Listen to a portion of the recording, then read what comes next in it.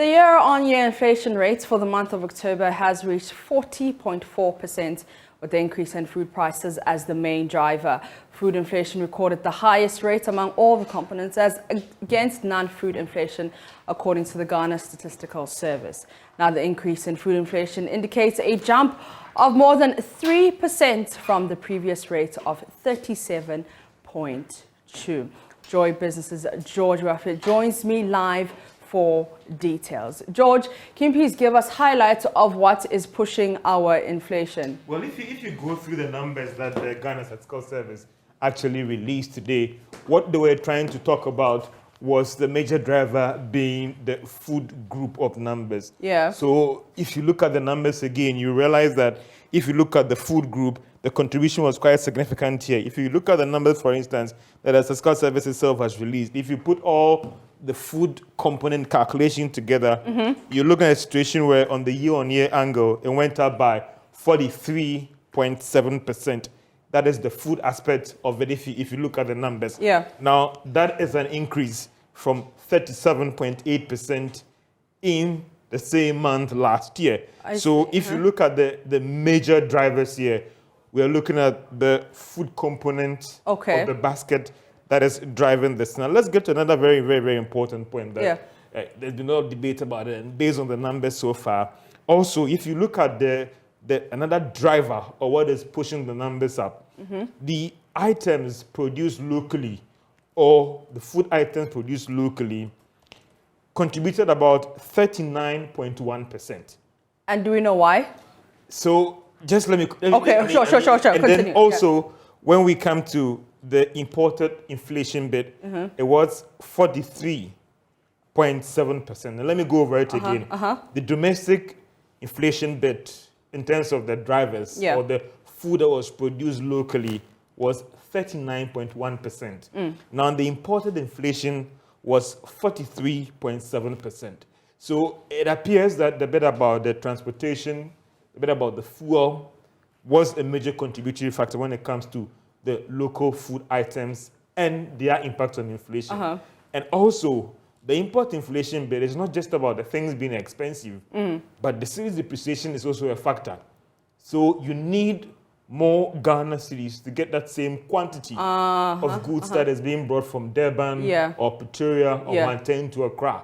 And that is what is also feeding to the import inflation bit as well. If items are expensive, and that is one thing some people don't want to hear, the Russian-Ukrainian issue and how that is impacting on fuel and other items, that is driving inflation locally. So remember that recently there was a comment by the IMF Africa boss about whether indeed import inflation was a big issue. Well, what the data that is telling us right now from the Ghana Statistical Service suggests that import inflation is a major driver of what we are seeing, the 40.4% for the month of October 2022. All right, as we're heading into the festive season, many people will be buying food stuff. What does this mean? The 40.4%, what does this mean for the ordinary Ghanaian, for me and you? So inflation is not, some would say, is not a futuristic thing. Okay. Inflation is measuring something that has happened already. Sure. You might be able to use these numbers to do your extrapolations and whether we have peaked or not. So you're looking at last year, October, 2021, we've seen a growth on this by 40.4%. That is huge. Let's come to month on month. And something interesting is happening because these numbers look at the year on year and the month on month. I see. From September to October, it has gone up by 2.7%. That is interesting. Breaking away from the previous slowdown that we saw when you look at the month-on-month inflation. It is telling us that things are peaking again. What were the drivers? The import inflation. Don't forget that transport fares have gone up. Fuel prices have gone up. So all these things are feeding into the general price levels of goods and services. And they might give us some indication that the hikes in prices that we're seeing might not be ending soon. You asked the question about, and so what? Why should I care? Inflation is the biggest thief or the biggest robber. It means that it has divided your money that you're holding right now. The 10 cedis The same period in October last year, you have lost about 40.4% of what that value can purchase. So if it was getting you maybe 10 tubers of yam, roughly, last year, that value has dropped by this percentage. And therefore, that money that you're holding cannot get you that. Your investments as well, people are talking about investment in banks and all the rest. This inflation thing has robbed that value of it. So it means that your value of your returns on your investments in these various tools and banks and all the rest has been wiped up because of this significant spike in inflation as well. And don't forget that it could also impact on the cost of credit. Yeah. Because when the banks are lending to you as well, they want to look at how they can price the lending so they also don't lose out. Yeah. And this inflation bit is feeding to the value of our currency and the depreciation as well, because then people now think that, okay, if my value is being robbed, then should I look at an alternate currency where I can try and hedge against the inflation, because the inflation here is robbing that 50,000 that you're holding last year. It cannot get you the same quantity of goods or things that you're doing. So a rational human being, even though some might say that it's not good, raise all sort of arguments against it, would want to take steps to minimize the shocks or the losses to his currency. And that is why some might want to rush and get dollars. And when there are not enough dollars in the system, that is fueling the city's depreciation. Thank you very much. That is assisting editor George Urafi, who is with Joy Business. Increased food prices push inflation to 40%. Still on food, Minister for Food and Agriculture, Dr. Owusu Afriyie-Okoto, says the high cost of transportation is not to blame for soaring food prices inflation for October, which is more than 40%, driven largely by food and transportation prices. Answering questions in Parliament, the minister said the analysis of the ministry does not point to transportation costs as the cause of the hikes, although he did not point out what exactly is causing the increase, which we know that is food. The minister also defended his ministry's plans to bring food from the local areas to Accra in order to compete with the high cost of food on the market. We'll speak to our parliamentary correspondent, Kweku Asante, there. Thank you very much, George, for that analysis. Let's do other stories now. And in the Ashanti region, parents of pupils at public basic schools in that region are worried their wards may fall prey to unscrupulous individuals as they stay out of the classrooms. The distraught parents want the government and the striking teachers' unions to resolve the impasse for the students to return to school. Love FM's Emmanuel Bright Kweku reports some pupils were asked to return home by school authorities on Wednesday. These students of the Bomso MA Primary and JHS just returned from school after meeting no teacher at their school. After dressing up for school, they had hoped the doors to their classrooms would be opened for teaching. Everybody was not there, so we just said that we are going home. I did not go to school yesterday, so I decided to go today, thinking I would meet someone there. But I did not see anyone when I went there.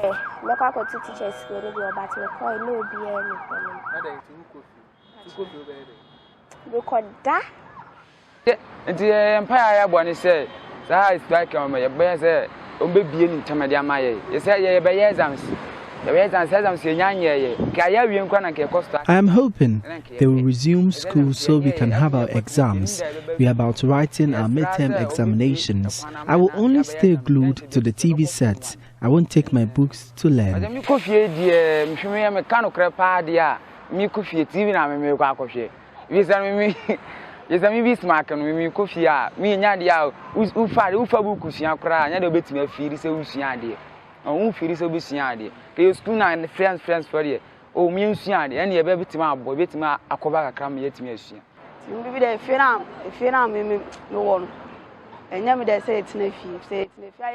I'm not happy we are home because I'll be doing nothing. I'll just roam about.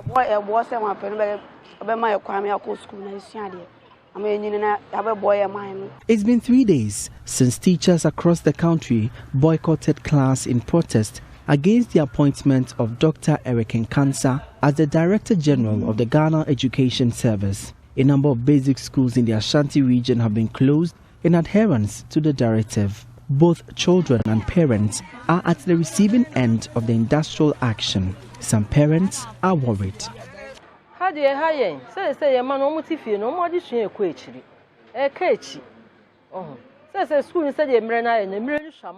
We are worried our what will lag behind in academics. They should resolve the issue quickly. When they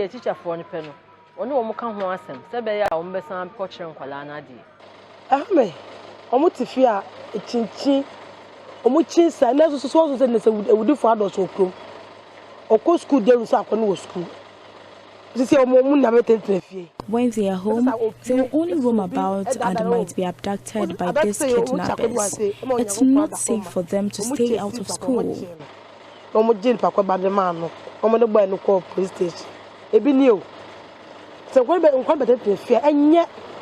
Until the teachers are back in the classroom, these students would continue to wander about. For Joy News, Emmanuel Kweku reporting.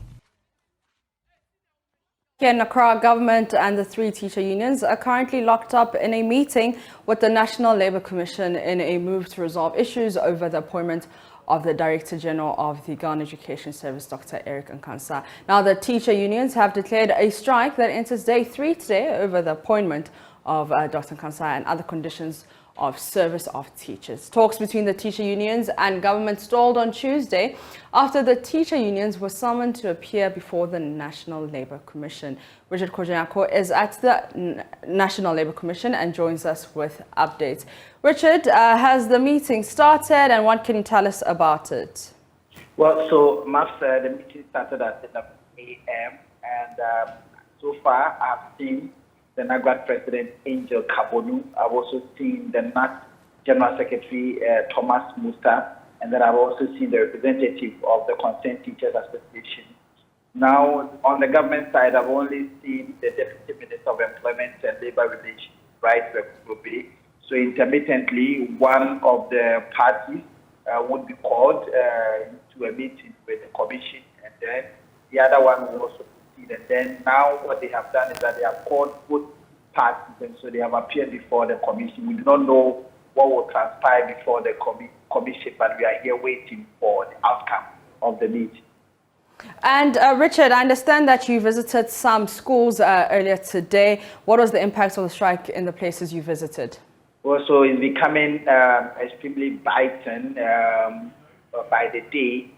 Today we visited the Nima cluster of schools. Even though the head was there, all the teachers were there, but the students or the school people were playing, so they've allowed them to play. There was no academic activities in there. In the other school, Kanta, for instance, what we observed was that the school feeding program has not been suspended. They will come, and so the school people would come, play, and then there will be time for the school feeding program and they take advantage of them. So some mainly come, they eat, and they find their way back home. And so that is the current situation. But in other schools, the teachers are not there at all, with the exception of the head.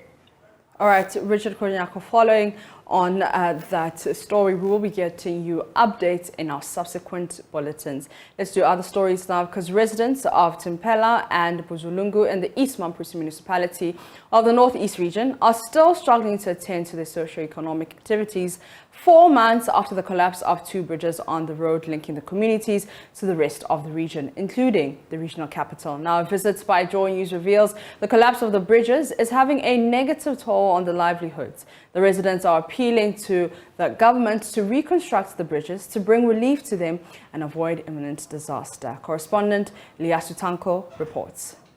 Residents living along the Kasape-Buzulungu-Timpela road, located in the East Mamprusi municipality of the Northeast region, have begun to agitate over the refusal of authorities to repair the damaged road which links the communities to the rest of the region and beyond. The road is one of the most important transportation corridors between the Upper East region and the Northeast region, where it runs west from Langbinsi on the Wale-Wale-Nalergu road to connect the Tamale-Bolgatanga road via communities in the Western Prosi municipality. For many years since 1975, when it was first constructed, the road has served as the cornerstone of the socio-economic activities of the local population, dominated by Talensi, Gonja and Tampuluma settlers who are all into seasonal farming and petty trading. But since August this year, and for the first time in its history, the road has become completely inaccessible after heavy rains caused the collapse of 2 bridges on 8 portions at the Timpela and Buzulungu communities. 4 months after the incident and following several calls by the residents, the 2 bridges remain unfixed despite assurances from the municipal chief executive, the regional minister, among other representatives of the government. The road links to Sankansi through Bolgatanga, where we trade, but since the collapse of the bridges, we are unable to visit these market sites. This has led to a growing agitation against the government by the inhabitants of the communities found along the road. So we are appealing to the authorities to fix the bridges. Otherwise, we are not going to vote.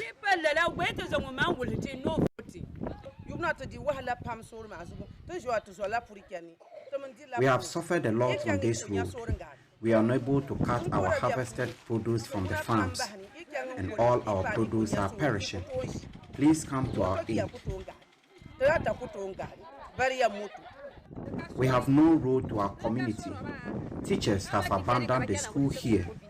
Please come and fix the road, else we will vote against you in the next election.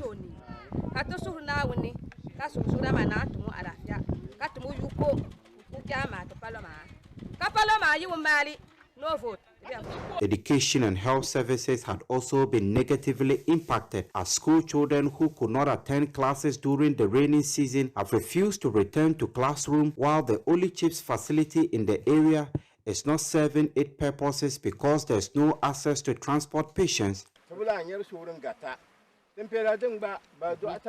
We have been cut off by the collapse of the bridges. The health facility is now under patronized because the communities on the other side can no longer access it. Our maize crop and other produces are rotting away. There is a looming hunger. My name is Kofi, and I'm the station chairman here.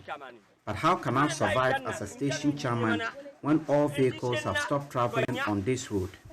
So I look up to the president to come to my rescue. At Timpela, the residents remain isolated with no vehicular movement and access to basic services. The chief linguist made a passionate appeal to the authorities to fix the bridges.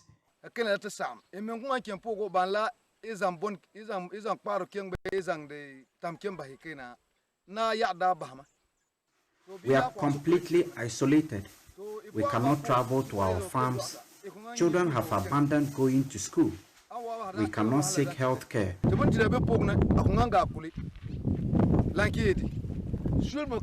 No cars are coming here. Yet we vote every time during elections. We are appealing for attention because we are also Ghanaians. So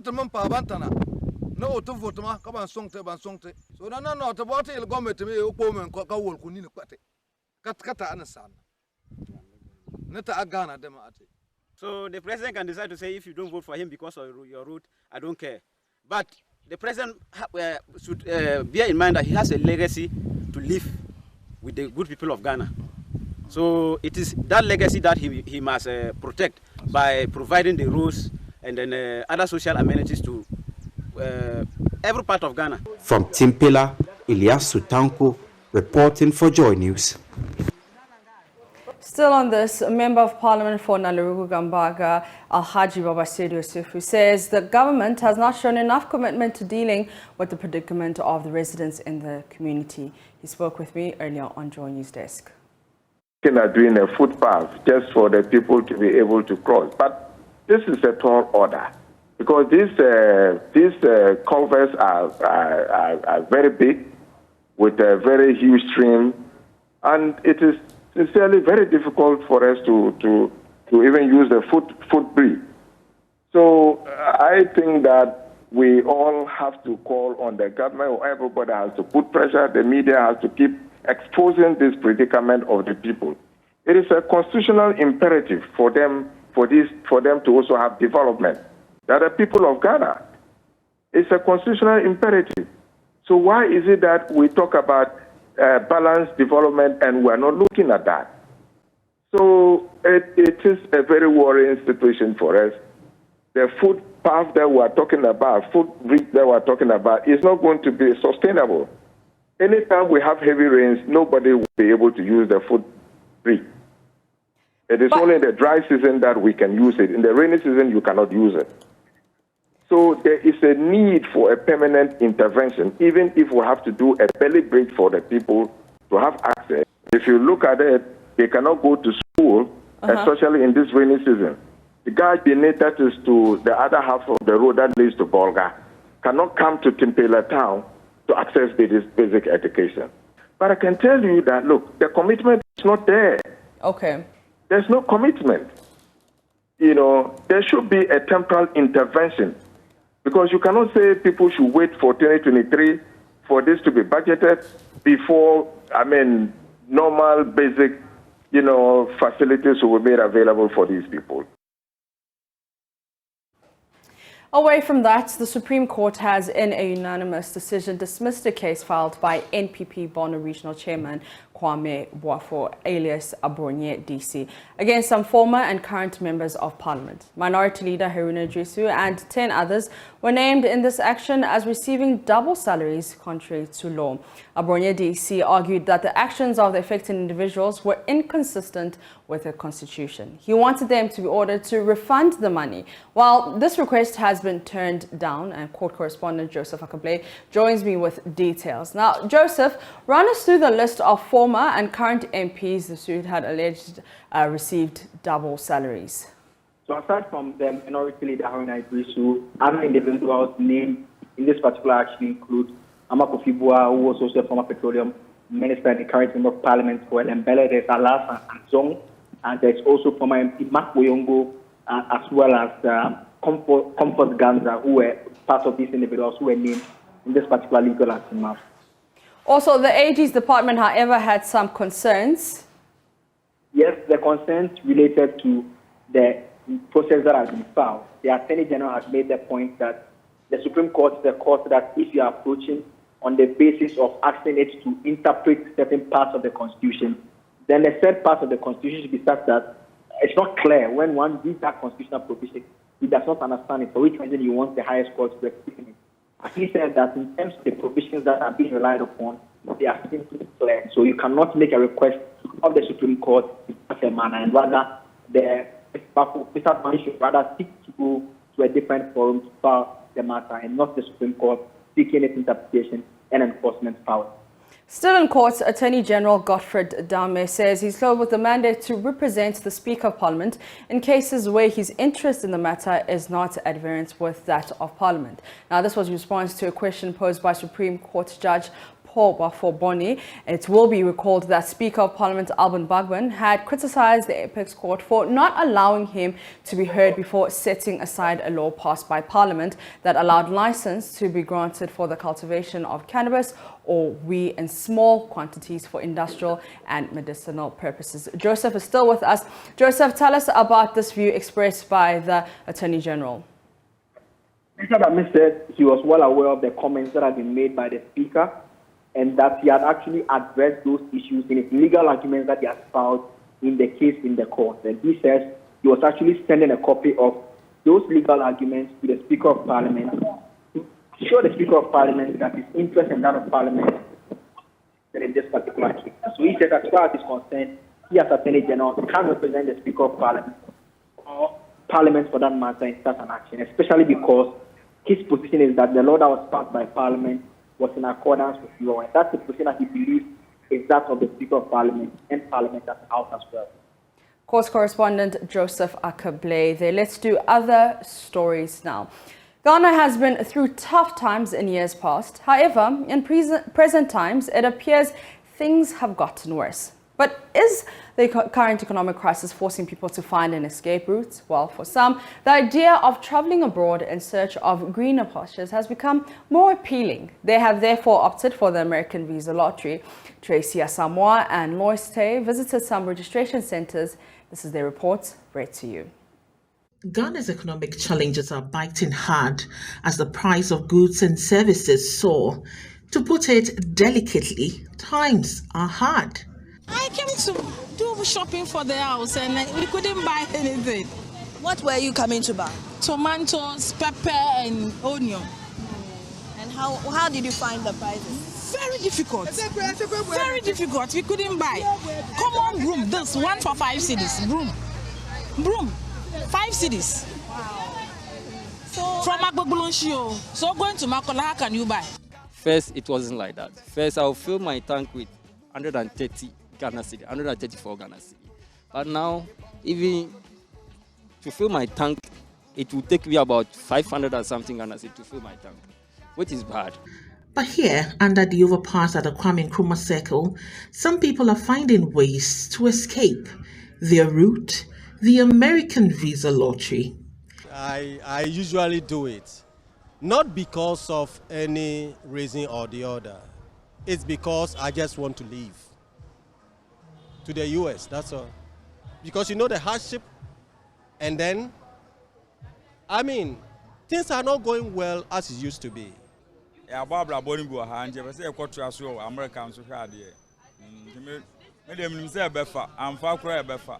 country is sad, so you know, opportunity like this, there you have to grab it with both hands, else to skip. That's what I'm trying. If maybe the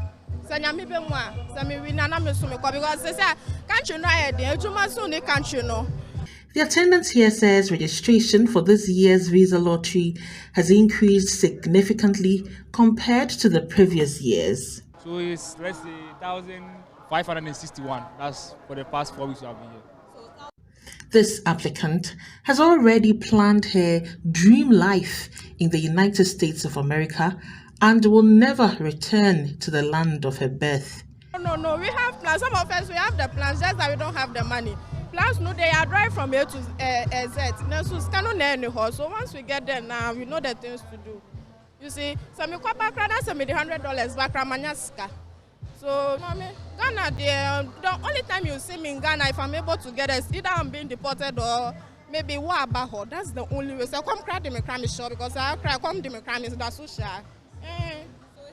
In this queue, as they wait to pen their details on a piece of paper and hope to be among the chosen for a sponsored relocation to the US, they shared why they seek to leave Ghana. Yeah, no. Or my way, I better or mine, me particular. Because you are a baby, man. What could you to AB? AB, you've been so much to be before from so cost one, so call her. AB, you can find something for the family. You know, Avansana, are you free in a day? You as you be at the bien where you feel be ampe. Until try or like in a farmer, no way from now. You are in your own country, yet you are suffering. You are being treated as somebody who does not even come from Ghana. So if you go to Togo and you go and suffer there, is it not better than staying in your own country, suffering? Listening to their reasons, it is fair to say people are finding ways to escape a tough economy. For JoyNews, Tracy Asamoah and Lois Tay's report read to you. Well, you're still watching JoyNews today. Up next is business.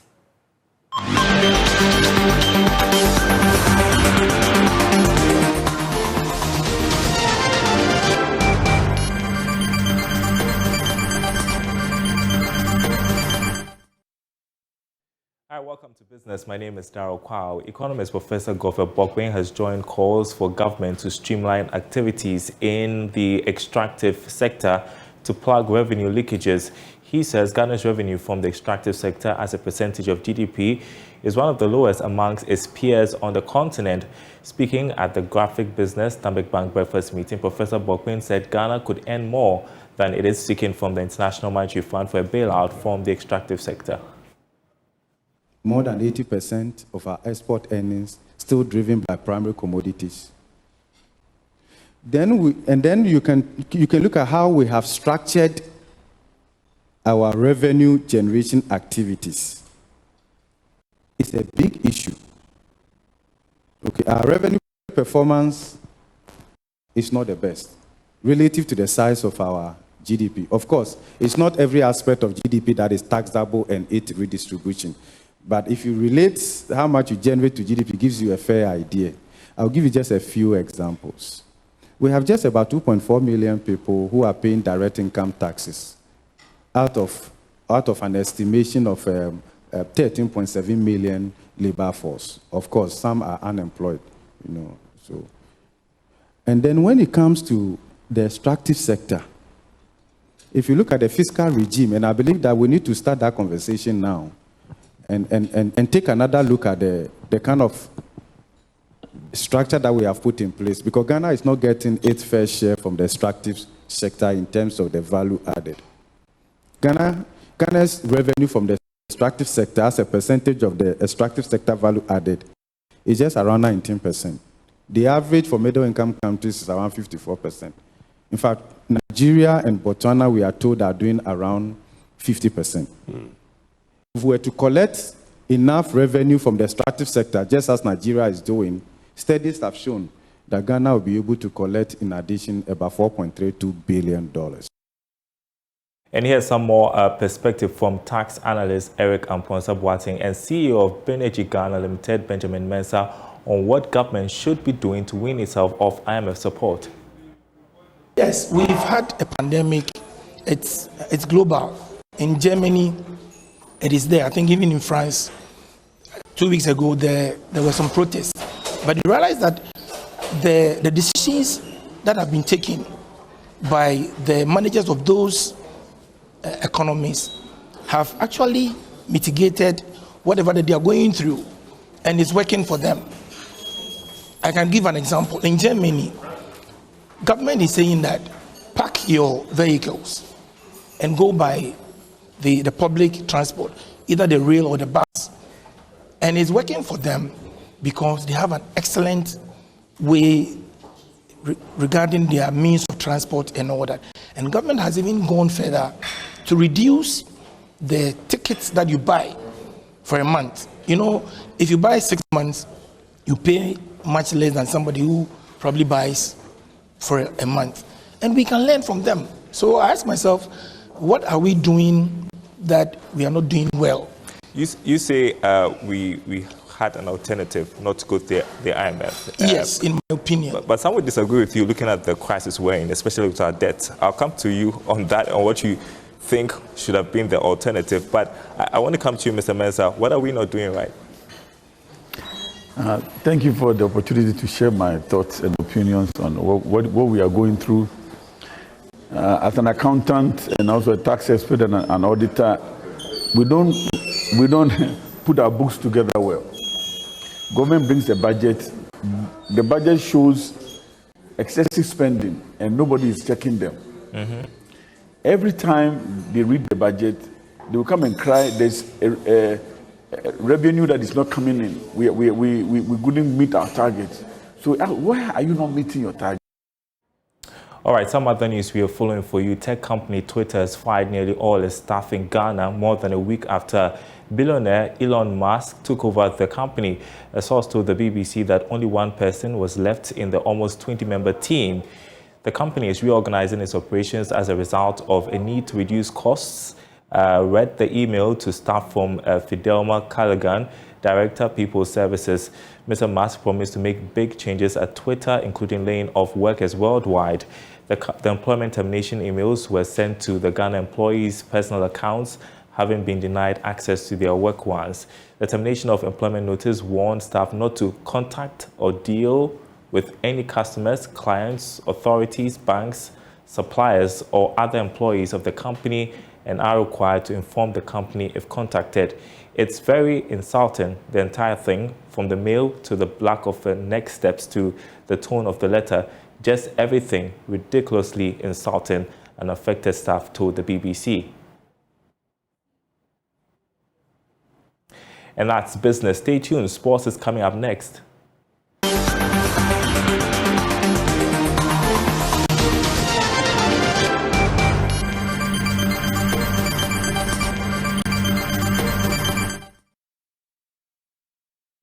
Before we go, Ghana's current economic situation is affecting every sector of the economy, and the event organizing industry is not spared. A lot of people make inquiries, but the economic situation at hand does not permit them to follow through with their plans. That's according to Raymond Kumson, as he explains how the current economic situation has affected his business and what he thinks is the way forward. Speaking to Joy News, Raymond talks of the challenges that come with production and event planning, especially in these hard times.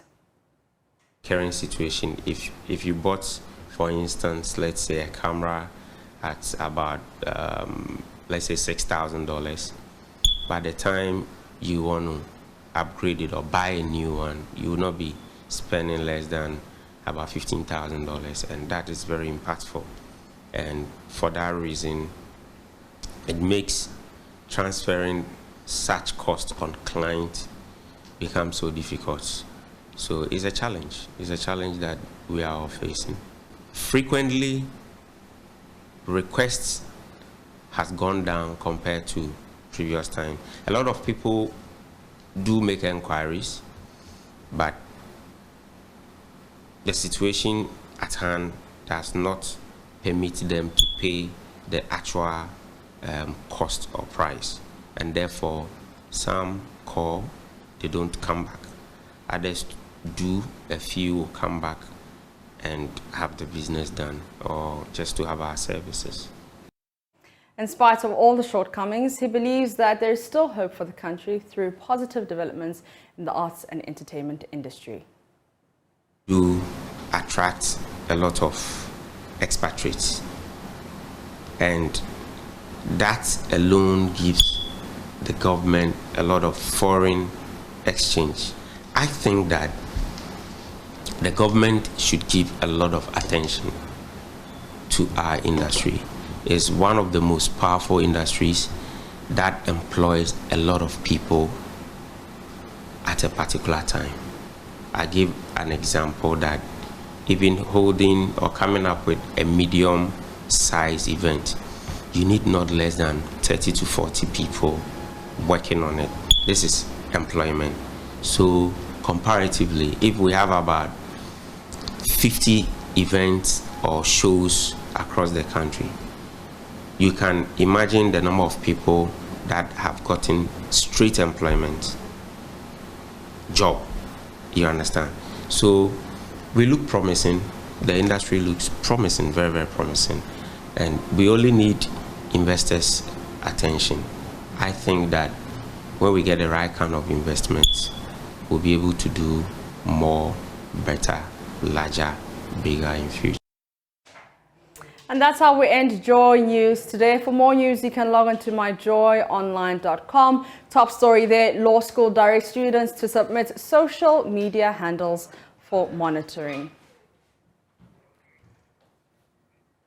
I am Mapitso Sebidi. Daryl standing by with the marketplace.